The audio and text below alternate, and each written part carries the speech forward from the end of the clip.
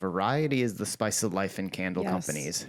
Customers want your new products, and the sooner you can get your steps established for making them, launching them, testing them, and getting them into your customer hands, the more time you're going to save and the more launches you can do. Hi, I'm Katie Roering. And I'm Eric Roering. We're the founders of Fontana Candle Co.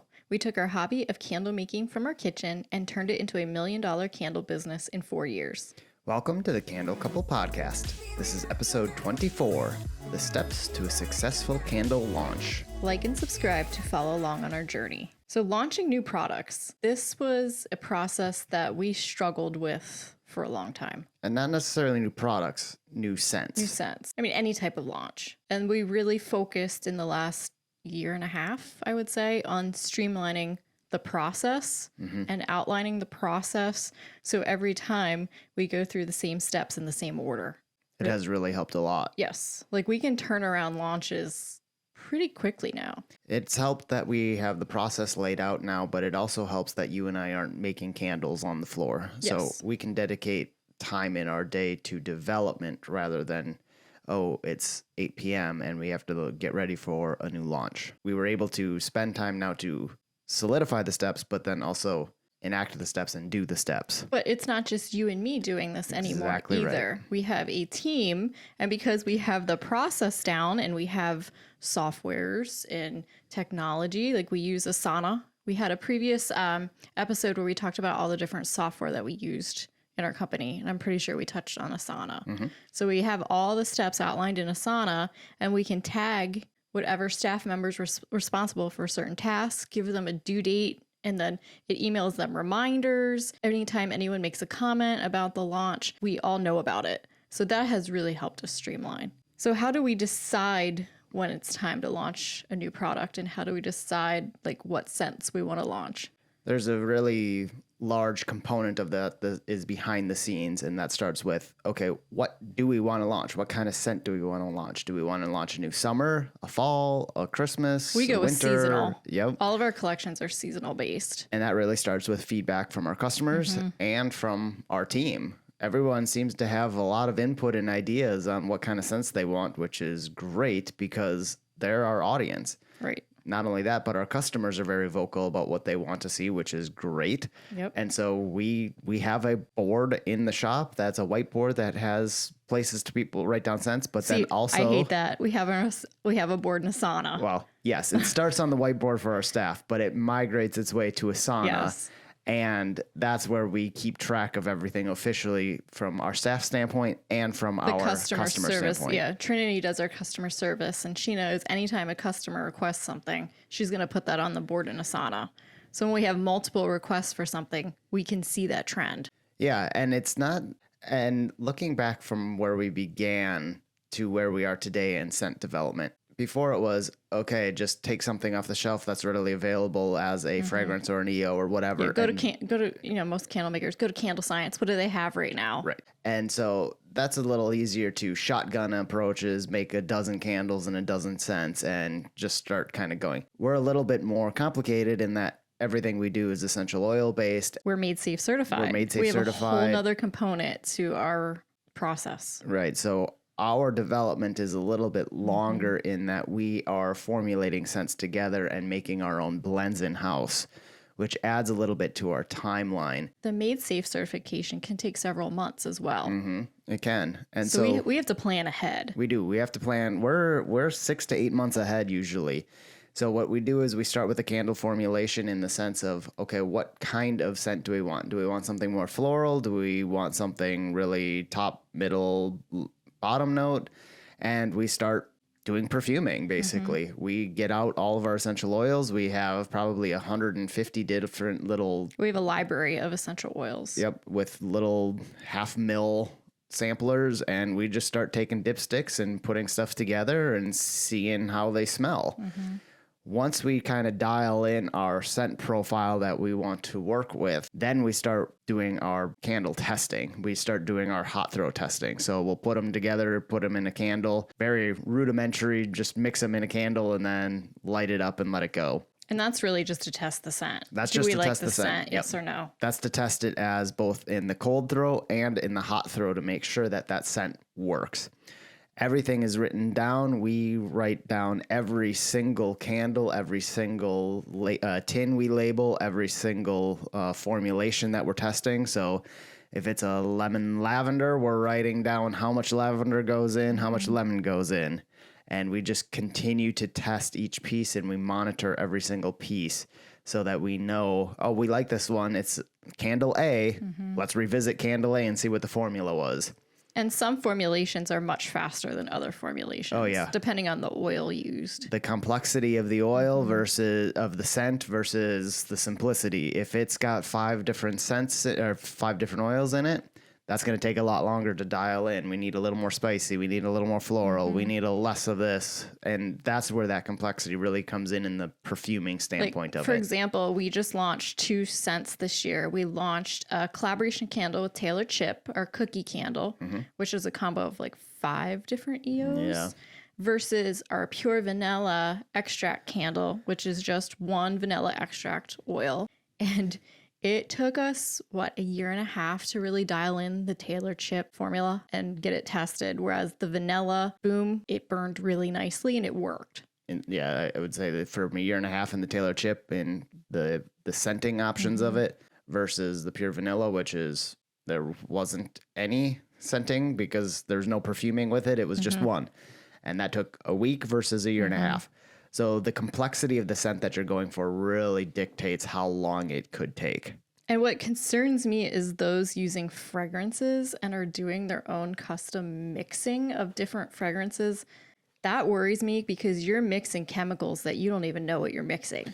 Yeah. Like that's a whole nother ball game that I think people just aren't prepared. You're basically a chemist, but you don't know what you're working with. There is a lot of chemistry, and that's where if you are mixing fragrance oils or even essential oils, whatever you're mixing, really pay attention to the SDS sheets and do some research on your own. Do your due diligence. Yes. You are working with chemicals. Yeah. Yep. We assume that they're fairly safe to mix, but don't assume that. Yeah. Do some research. So after we figured out our scent combination and our scent that we want, now we go into wick testing. This is probably the most important piece of candle manufacturing.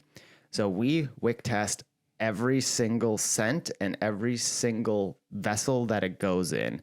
So what we do is... each launch, we typically launch, right now we're doing 2 different sizes. We have a 6-ounce tin, a 9-ounce glass jar, and then we got rid of our 14-ounce tin. We're going to replace that with a different vessel. Yep. But we typically have right now 2 sizes for each candle. Yep. So we'll take, for each of the sizes that we're going to run our new scent in, we do probably 6 to 8 different wick combinations for them. And we're doing that because we're using wooden wicks. Yes. So that adds another complexity to our formulation. So when we start our wick testing, what we're doing is we're taking every one of those candle and wick combinations, we light them up, and then we start observing them and we take notes. We let them burn for 2 to 3 to 4 hours a day, and incrementally throughout the day, we look and start a timer, and every hour we go check. How's the melt pool? How's the flame look? Is it getting too hot? Is it starting to tunnel? What does that look like? So we really want a quality burn. We want a really quality burn, and we want a safe burn. So we let it burn for 4 hours, then we blow it out. The next day we come back, we let it burn for another 2, 3, 4 hours, depending on the size. Take another note on each one, see how it's burning. And we do that through completion of the candle. So this wick testing can take up to 10, 12 days, depending on how long or how big of a candle it is. And we take notes throughout each time. You really don't want to half-ass this process. You can't. This is the step to not half-ass. Yes, this is the most important step, because if you overwick your candle, that jar or vessel could get too hot, that it explodes, that it melts, that it creates a fire hazard. Or if it's underwicked, you get tunneling, and then you get a ton of complaints and a poor quality candle. So this is an extremely important step that you cannot skip, and you have to do it for every single vessel and every single scent. Yes. And this is all you. This is all the production development team. Yep. So once we finalize that, once we're happy with our testing and our wick testing, we know what our scent is, we know what our wax component is, we know what our wick is.